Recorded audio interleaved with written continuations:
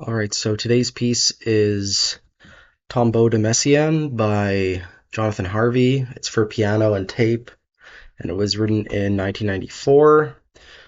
Jonathan Harvey is a spectral composer, and all of his pieces I've heard with electronics are pretty great. He's pretty great with electronics. Um, Really interesting voice.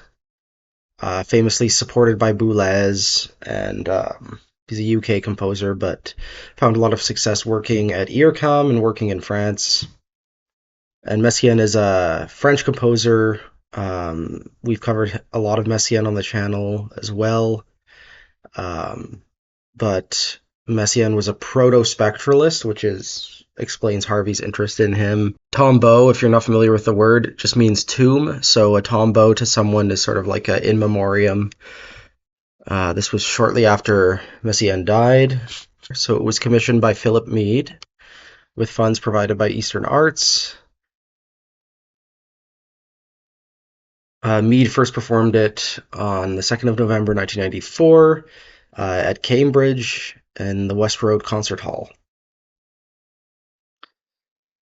A sound diffusionist is needed to maintain balance. The blend of the piano and tape should be extremely close.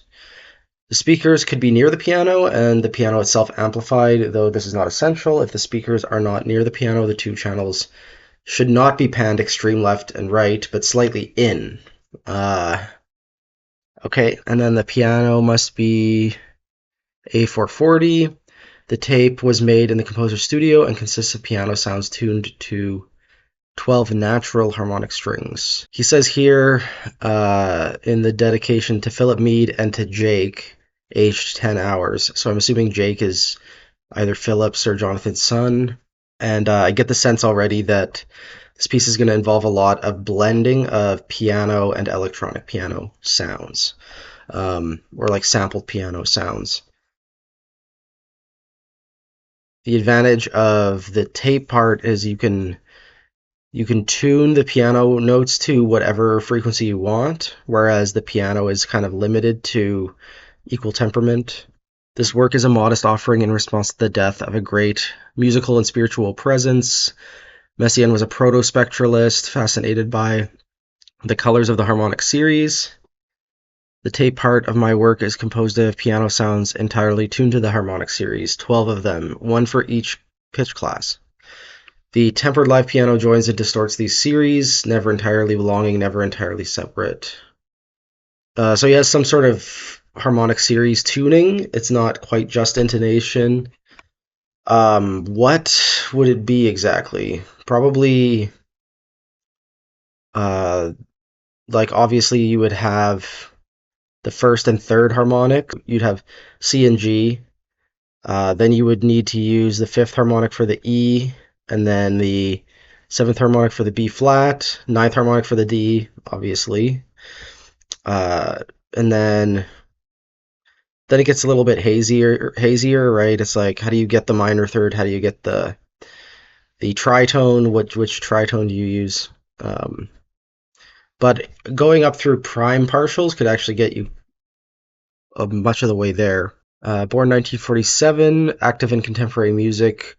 He's commissioned works from Stockhausen, Tippett, Reich, and Harvey. He has a CD of the works of Stephen Montague. He was awarded the International Piano Award for New Music for that one in 2006. And he has performed with many orchestras, including the BBC Symphony, founder of the Triennial British Contemporary Piano Competition in 1988. And in the past has directed the Society for the Promotion of New Music. I'll put a link to the recording in the video description here. If you'd like to listen along with me, I encourage you to pause the video now. And the next half of the video will be me talking about what I heard and what I liked about the piece. Nice. Okay, yeah, this piece is great. If you're teaching a seminar on spectral music, definitely put this in the listening list. It references back to Messiaen's work. It's super engaging to listen to, and the idea is so simple. so easy to understand, but there's so much you can do with it. You can play with like, he plays here with the envelope of the piano sound right away. He also plays with like pitch shifting things in ways that like severe ways that change the timbre, filtering the piano sound. I mean, there's just a lot going on in addition to the pitch thing, which is so consistent throughout. I forgot that I was trying to drink coffee at the same time. That's how engaging it was. And like I listen to pieces every morning, and that doesn't usually happen. So it's been a while since I wasn't so inspired by something because we've already done Speaking's Tranquil Abiding and Bhakti. I think this is better than all three. I think this is a more engaging piece than even Bhakti is because it's like really concise. Tomorrow we're looking at some Yuri Umamoto, a Japanese composer who I'm a big fan of. Yeah, that'll probably be our only piece of his, um, but it should be a nice palate cleanser.